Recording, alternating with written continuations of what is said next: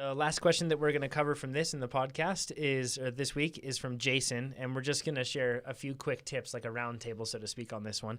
He says, I've recently started road biking, and last year I did 2,500 miles, and he started last year, so that was his first year. He says, this year I wanted to do some events to push myself and ended up getting pulled into a huge event that is 418 miles over 6 days. Sounds like you have some good friends, Jason. He says it equals out to be about 70 miles a day, and it's 25,000 feet of climbing over the 6 days, which is a hefty load there. You ever done 25,000 feet of climbing? I should tell you about it. It was 29,221, I think, something like that. So. It's cool. called Everesting. Yeah. Cool, dude. Yeah. For those that don't know, by the way, they're new to the podcast. It's a running joke that I talk about my Everesting attempt too much. So anyways, he says, it's going to be a supported event with lots of aid stations. I'm intimidated, but I'm committed to just making it without injury. My max distance ride so far has been 50 miles. For a beginner like me, what are the key things I should do between now and June to give me the best chance to finish the event and enjoy myself? This is awesome. Yeah, this is kind of fun. This is the crash. Jason has the right mindset. I just want to first and foremost, that's finish the event and enjoy myself. That's why I highlighted that. Yep, Way good attitude. That's get your priorities in line. Why don't you want to go, Chad? Outside of maintaining your consistency and respecting when your body actually needs to recover, basically what we just talked about. I think you need to do a couple long rides. So if you've only done a 50-mile ride, yet every day is going to be 70 miles, you don't want every day to feel like this new feat, this new accomplishment. So at least do a couple of long rides. So every couple of weeks, literally every 2 weeks, if you can make your weekend ride, typically when people have the most time, an 80, maybe a 90-mile ride, just something, or maybe even a 70-mile ride. Yep. Break it up in chunks if necessary. You're going to have a lot of stops over this, so it's not like you're doing 70 continuous miles, and that's very forgiving. We can talk about that in a little bit too. But I would do at least a bi-weekly long ride just to know you can do it and to kind of flesh out some of the things, some of the issues that crop up when you do these longer rides. I would say even some 50s. Sure. Totally. Sure. Because I'm always amazed at what you can do for 50, you can do for 100, right? Absolutely. Yeah, exactly. It doesn't have to be 70. The other thing too is, especially with it being cold outside right now, trainer rides that are like 2.5, amazing, especially if you're new, pedaling straight for that time and maybe just some bathroom breaks. Yes. How much your legs will they'll just won't fatigue as fast by not stopping versus if you go outside and do a 50, 60, you probably have all these downhills and you're stopping the whole time. Stoplights, whatever else. Exactly. Just coasting, something that doesn't happen. You have to coast. Like everyone coasts when you go outside.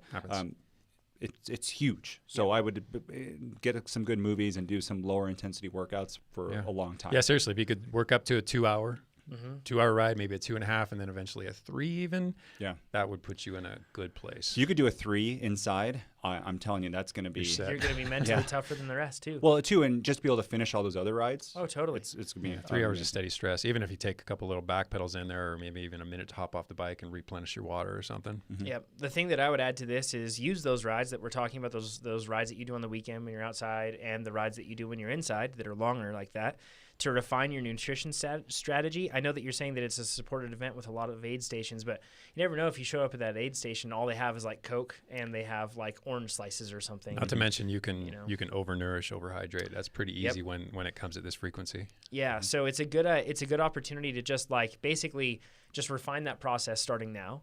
And you'll be able to find out the food that actually works for you, and then you'll be able to find out where you need to buy that because maybe it doesn't come from a local bike shop, or maybe there won't be a bike shop in that region with it, that sort of a thing. So it's that sort of stuff, like the small logistical things of a multi-day event, I think actually become very important because when you get into this, your fitness is done. It is what it is. And then hopefully your equipment's not falling apart on you. But then the rest of it, all those little things do make a difference. So call ahead, see if you can stalk some folks on Strava that have done this before and see what they did.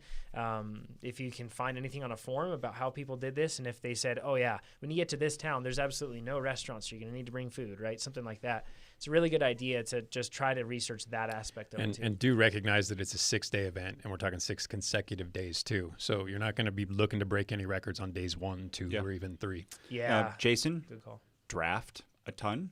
Yep. Don't draft above your speed, but find a group that's your pace. just like sit in as much as you can. And that goes with what I just said. Don't lump into a faster group because they're going faster, and you think, oh, I can hang on with these guys. Well, you've got 5 more days of racing, so it may not maybe be the on best, day 6, best bet. maybe on day 5 if you're feeling frisky. Yeah, but really.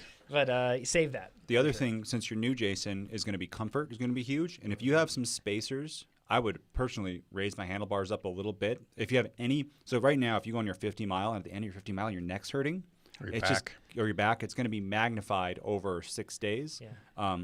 Again, try this out earlier, but I would go on the comfort size too, because you just want to, finish without injury and enjoy it. And I would say the best way to go about that is to find a bike fitter that would comprehend what you're going to be doing. And it's not just like, the old guy at the bike shop that drops a plumb bob and like magically puts you in the right spot. Find somebody, and they don't need to have lasers or something either. Yeah. It's just find somebody that comprehends the differences in position for different demands. And you find that out by asking around. Mm-hmm. That's the way to do it. So. The other thing, Jason, wax chain, skin suit, ceramic pulleys. Just kidding.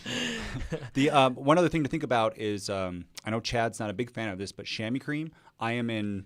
I think it has its place. I just don't want it to be the Band-Aid for every time you get a little bit of exactly. I've got down there. 3 giant saddle sores right now.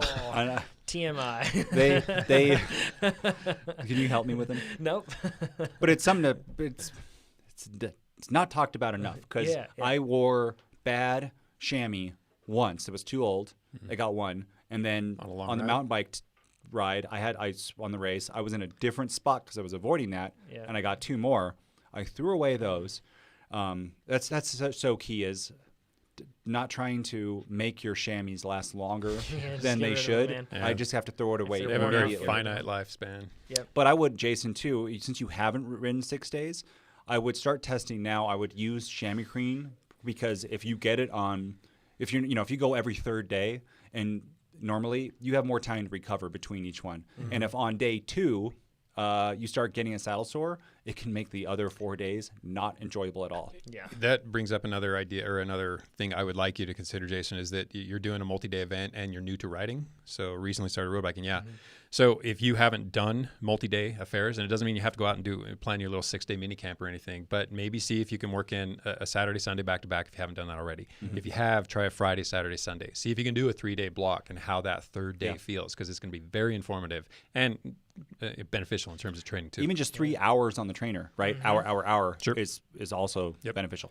Yeah, and then the last thing that I would want to add to this is tires. Make sure that you try to run tubeless. That's a good idea for a ride like this, just because you'd be amazed at the little things that you might be able to dodge because it seals up with sealant. But then make sure that you're carrying tubes and all that stuff too, because it's, for some reason, when you have a tube, it just is like tiny little pin pricks into your tire. But then when you run a tubeless tire, it's like somebody's taking a machete to your tire every time you get a flat, I swear. So, and those ones don't seal.